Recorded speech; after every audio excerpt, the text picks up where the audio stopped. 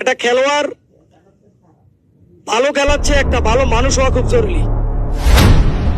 সাকিব আল হাসান রেকর্ডের বরপুত্র, আপনারা জানেন তো। তাকে এখন মানুষ অন্তরে কেন ধারণ করে? আর ভাই, দুইটা টিম খেলবে, জিতবে কয়টা টিম? একটা টিম। আপনি কি গাছ ধরে জিতবেন? চুরি করে জিততে চান? আপনার পক্ষে গেলে গুড, আপনার বিপক্ষে গেলে ব্যাড। এটা আসলে খুব, একটা খেলা 3 ঘন্টার খেলা, 6 ঘন্টা প্লাস টাইম চলে, 6 ঘন্টা। সব সিদ্ধান্ত আপনারা লক্ষ লক্ষ টাকা খরচ করছেন। আপনারা জানেন আমরা লক্ষ্মীপুরের ক্রিকেটের একটা ভালো জায়গায় আছি, কিন্তু একটা টুর্নামেন্ট করতে পারতেছি না।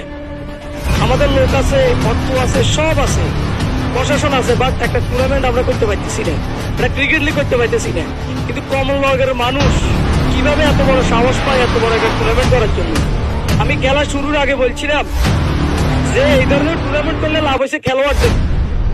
তাহলে আপনি আউট হয়েছেন, দলের কাছে ভালো হওয়ার জন্য আপনি নট আউট বলে দাঁড়ায় রয়েছেন। এটা কোন ধরনের ক্রিকেট? খুব দুঃখজনক। আমার কারোর উপর মনে কষ্ট নাই, আমার খেলোয়াড়দের উপরে মনে কষ্ট। আরে খুব হতাশ হয়েছি আমার জীবনে, আমি এই ধরনের খেলা কখনো চালাই নাই।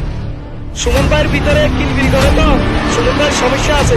শত অপমানের পরেও এই কমলনগর এইসব আয়োজন করে।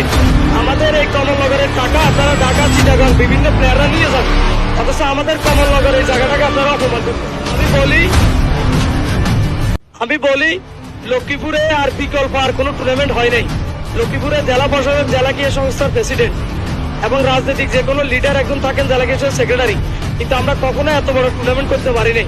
এত দুঃসাহসিক যারা করছেন, এত সাহস যারা নিছেন, তাদেরকে আমি বলি আগামী দিনে আপনারা বাইরের প্লেয়ার কমাবেন, বাইরের প্লেয়ার কমাবেন। আমাদের লোকাল ছেলেরা খেলুক, না পারুক আমাদের লোকাল ছেলেরা খেলুক। আমাদের টাকা বাইরের ছেলেরা নিয়ে যাবে, আবার বাইরের ছেলেরা এখানে ব্যবসা করবে, খারাপ আচরণ করবে এবং টাকার জন্য একটা জুয়ার মতো খেলাটারে নিয়ে গেছে।